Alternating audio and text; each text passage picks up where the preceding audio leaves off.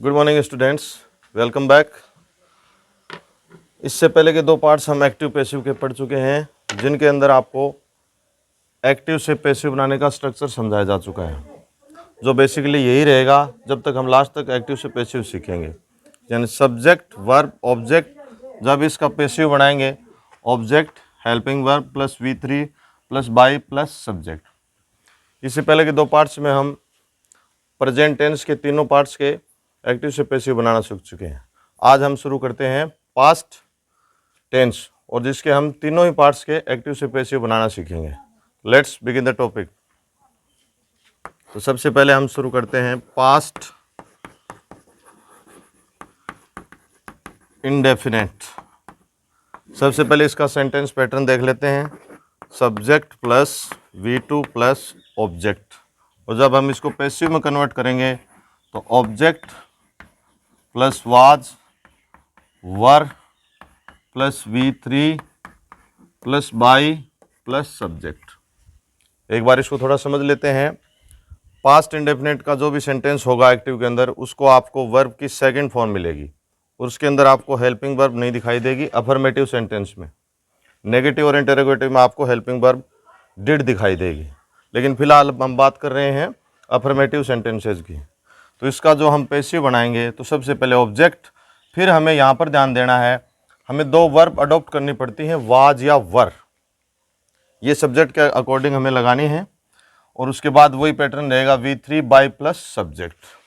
तो चलो पहला सेंटेंस देखते हैं। She wrote a letter. तो इसके अंदर शी क्या है? हमारा सब्जेक्ट। रोट क्या है? हमारी राइट की सेकंड फॉर्म। और ए लेटर क्या है? ऑब्जेक्ट।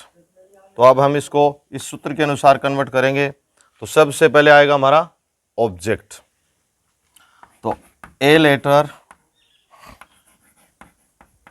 अब ए लेटर सिंगुलर है तो इसके साथ हमें वर्ब लगानी पड़ेगी, helping verb was.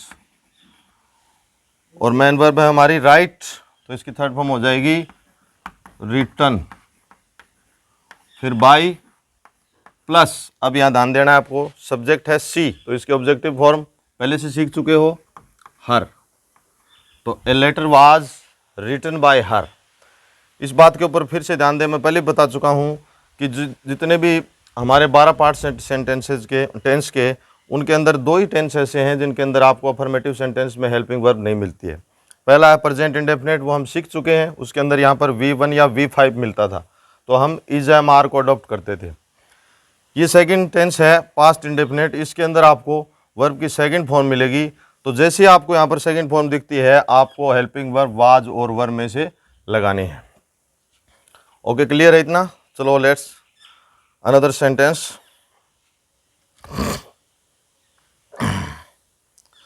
He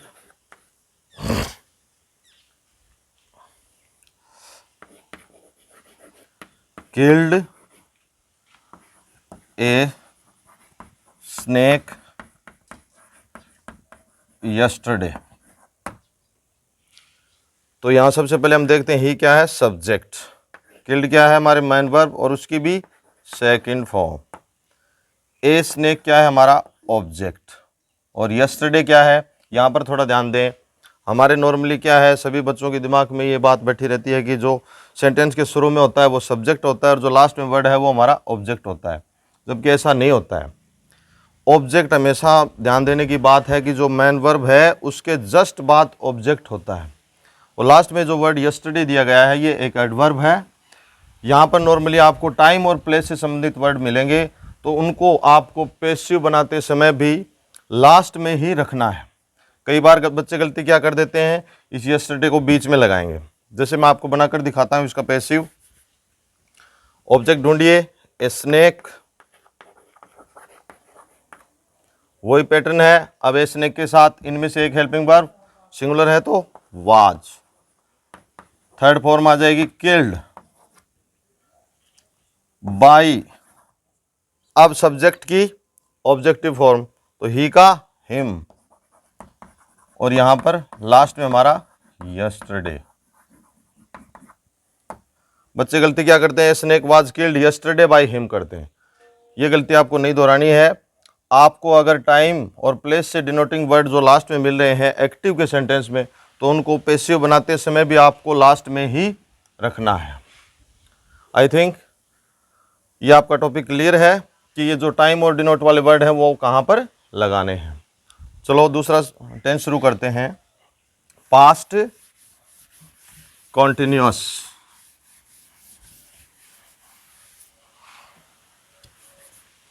past continuous, इसका सेंटेंस पैटर्न देख लेते हैं। Subject plus was, were plus V4 plus object. और इसका पैसिव में जब हम कन्वर्ट करेंगे सेंटेंस को, तो ऑब्जेक्ट प्लस वाज या वर plus being plus V3 plus by plus subject. जैसे ही कंटिन्यूस वर्ड आपके दिमाग में आता है, आपको तुरंत समझ जाना चाहिए कि पैसिव बनाते समय उसके अंदर हमें बीइंग का यूज करना है। इसके अंदर आपकी आसानी ये रहेगी कि आपको हेल्पिंग वर्ब पहले से ही मिलेगी। इसके अंदर जो हेल्पिंग वर्ब वाज और वर हैं, तो इन्हीं में से आपको एक लगानी है सब्जेक्ट के अकॉर्डिंग। तो चलो सेंटेंस शुरू करते हैं।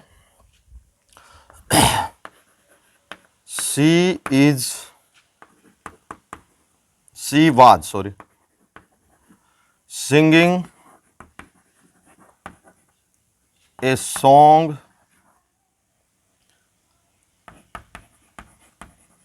in the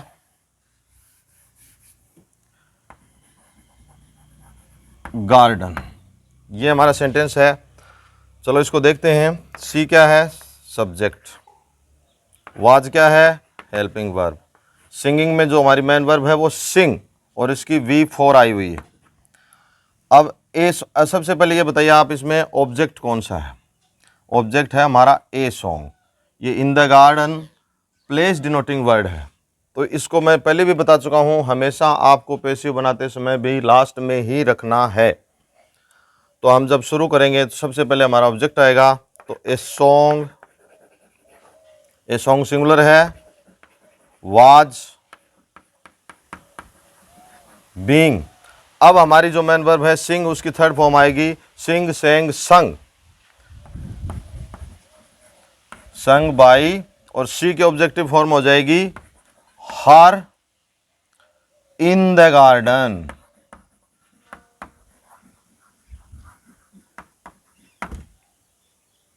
तो सेंटेंस क्लियर है। मेन फोकस फिर से कर रहा हूं मैं इसी पर, ये इन द गार्डन आपको लास्ट में ही रखना है। चलो दूसरा सेंटेंस देखते हैं।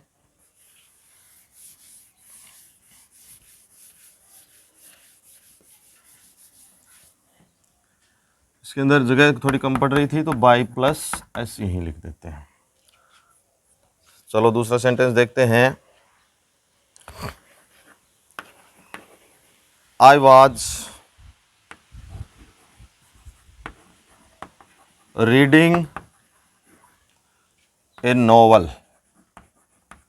नॉवल सभी जानते हैं, नॉवल होता है उपन्यास, और नेवल होती है हमारी नाभि, वो NAVEL होता है। अब इसको देखते हैं। Subject, helping verb, main verb और हमारा ऑब्जेक्ट। तो वही पैटर्न लागू रहेगा। सबसे पहले ऑब्जेक्ट, ए स्मॉल है तो कैपिटल हो जाएगा। ए नॉवल, ए नॉवल क्या है? सिंगुलर है, तो सिंगुलर के साथ हेल्पिंग वर्ब आएगी वाज। इसके बाद हमें लगाना है बीइंग। अब रीड की थर्ड फॉर्म रीड ही होती है, तो ए novel was being read by. अब आई हमारा सब्जेक्ट है, तो इसकी ऑब्जेक्टिव फॉर्म लगानी है, वो हो जाएगी मी। तो ए novel was being read by me. Clear है? मैं समझता हूं दोनों सेंटेंस से आप इस टेंस को समझ चुके होंगे, क्योंकि इसमें हेल्पिंग वर्ब का कोई इश्यू नहीं है। चलो अगला टेंस देखते हैं।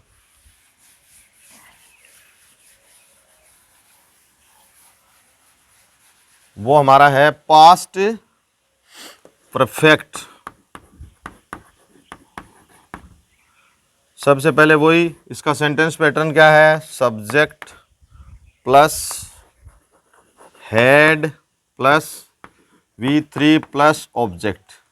इसके अंदर आपको मैं एक बात बता दूं, जैसे आपके मन में परफेक्ट वर्ड आता है आपके दिमाग में, तो आप समझ जाना जितने भी परफेक्ट हैं उनमें सब में मेन वर्ब की हमेशा थर्ड फॉर्म ही आती है।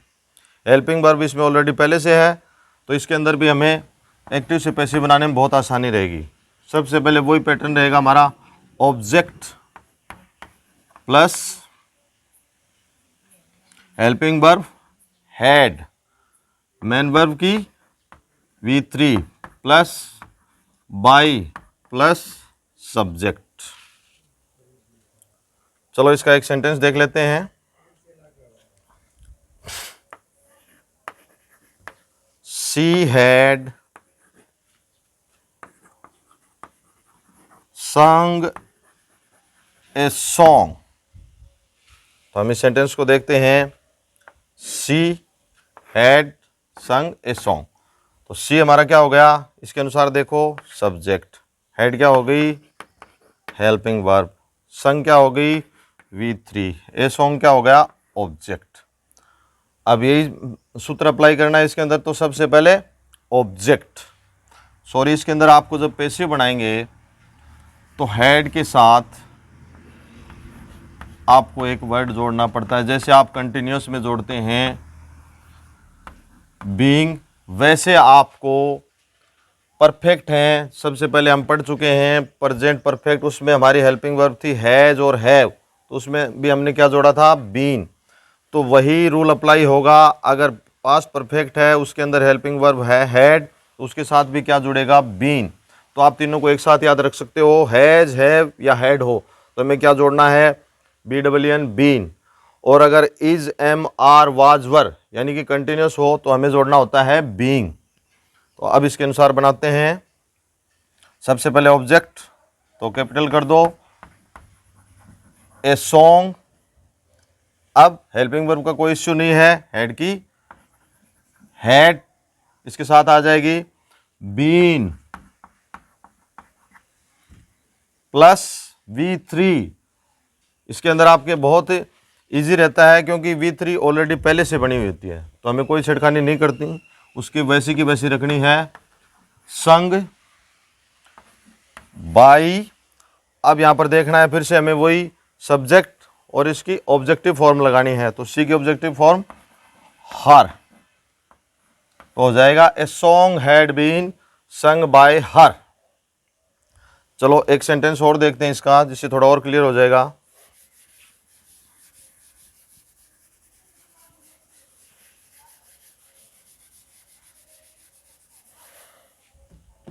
Next sentence,